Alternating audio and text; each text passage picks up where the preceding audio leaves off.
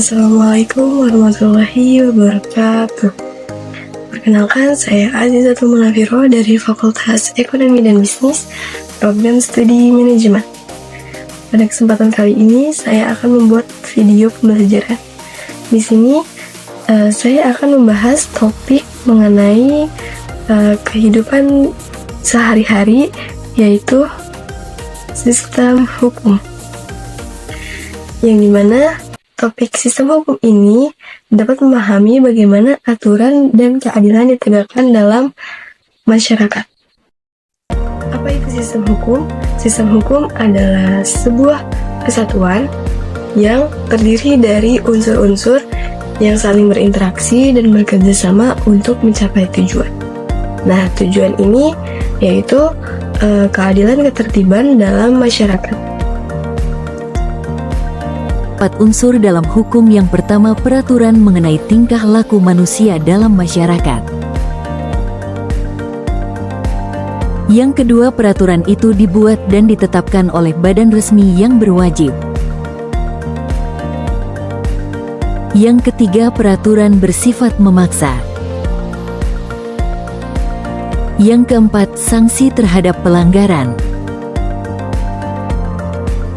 Menurut Lawrence M. Friedman, terdapat 3 komponen dalam sistem hukum, yaitu: yang pertama, terdapat komponen struktural yang mencakup lembaga-lembaga yang membuat dan menegakkan hukum, seperti pengadilan dan lembaga legislatif. Mereka berfungsi untuk memastikan hukum diterapkan dengan adil.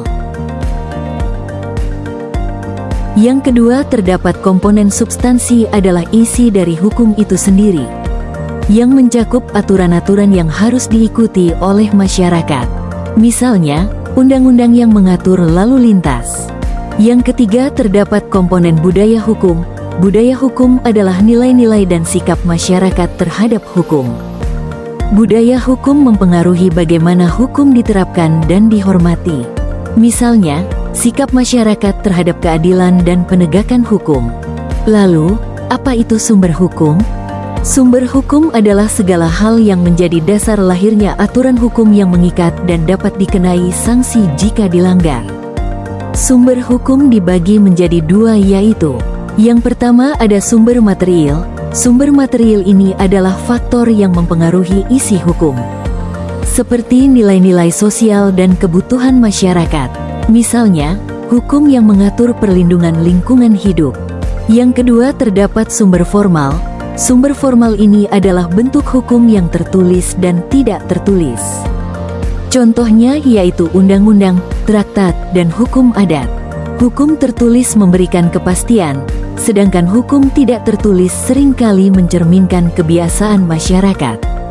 Di Indonesia, sistem hukum dibagi menjadi beberapa jenis, diantaranya yaitu: yang pertama, terdapat sistem hukum pidana. Sistem hukum pidana ini mengatur tentang tindakan yang dianggap sebagai kejahatan serta hukuman bagi pelakunya.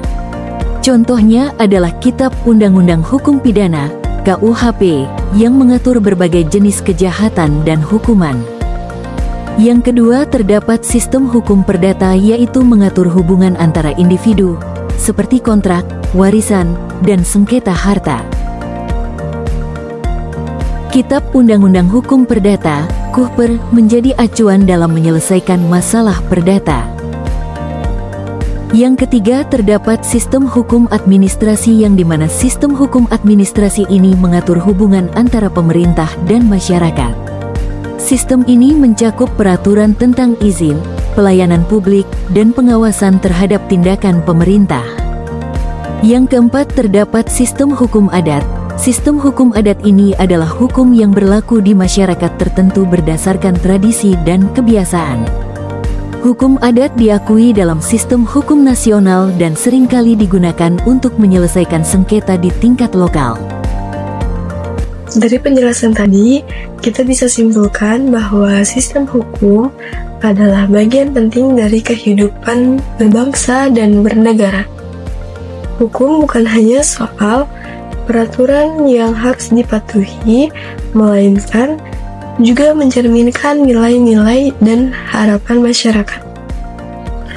Melalui pemahaman terhadap unsur hukum, komponen sistem hukum, sumber hukum, dan jenis-jenisnya, kita jadi tahu bahwa hukum bekerja secara menyeluruh.